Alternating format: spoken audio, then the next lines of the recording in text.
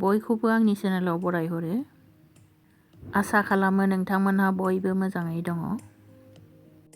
नोंथांमोननि गेजेराव मोनसे रेसिपि लानानै आरो आब' पानसि। दिनै बोरमा बेदरनि मोनसे रेसिपि लानानै फैदों। नायदिनि संनायखौ। बेनि थाखाय आङो सामब्राम गुफुर हाइजें मस्ला गथाफोर लाबाय। बेनिफ्राय साराय गुदुङाव थाव हरबाय। थावखौ एसे बुरजा हरदों आङो। बोरमा बेदरा आंना आधा केजि। सिगाङावनो आङो थावआव मस्ला गथाफोरखौ हरबाय। बिनि उनाव सामब्राम हरबाय। सामब्रामखौ गोजा जाजासे एवनानै लानोसै।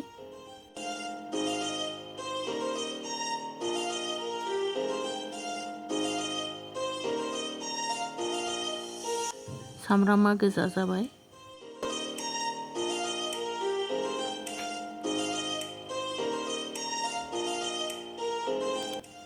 हालदै हरबाय।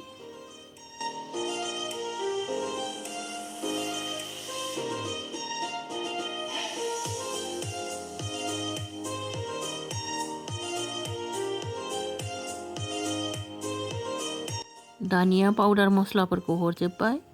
मिट मसला, धनिया पाउडार आरो जिरा पाउडार गासिबो हरनानै मोजाङै एवनानै लानोसै मोदोमजासे।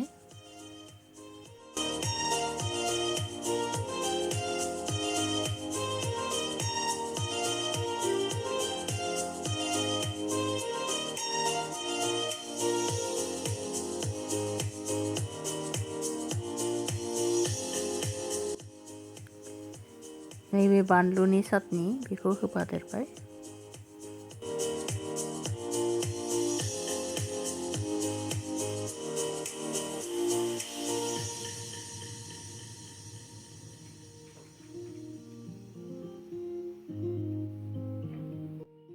दानिया टमेट' एसे होबाय।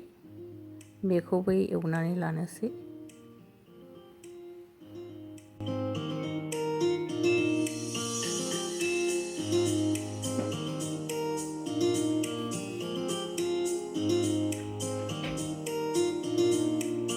दानिया टमेट' एवनाया जाबाय।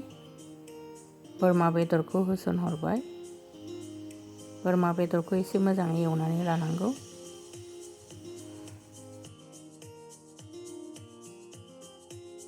दानिया नांजासे संख्रि हरबाय।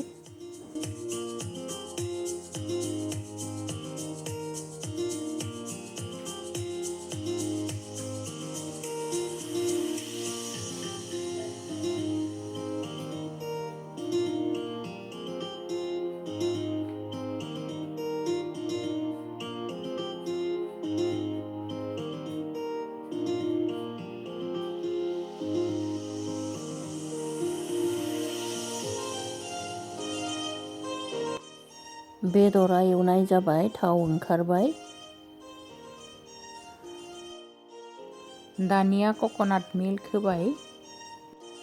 कक'नाट मिल्क माने नारेंखलखौ रुखिनानै ग्राइन्डाराव होनानै बेखौ सरनानै लाबाबो जायो आरो ओरैनो होबाबो जायो।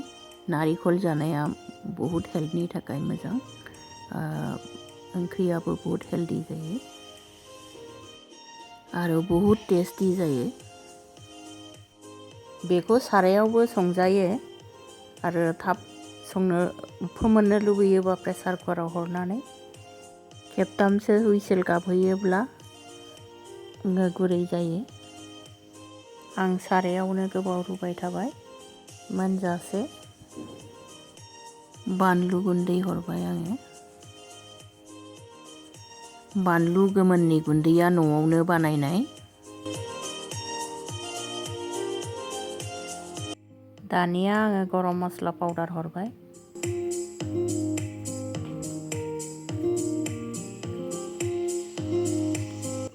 गंगार दुन्दिया फिसा फिसा हानानै हरबाय।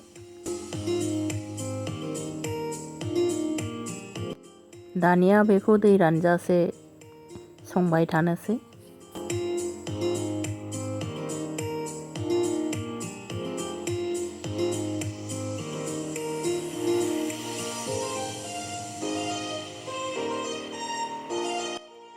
मोजां मोनदोंबा साबस्क्राइब खालामदो, लाइक खालामदो आरो कमेन्ट लिरनानै खोन्थादो। दानिया थाव ओंखारबाय नै खांनोसै। दिनै बेवहायनो एसेनोसै।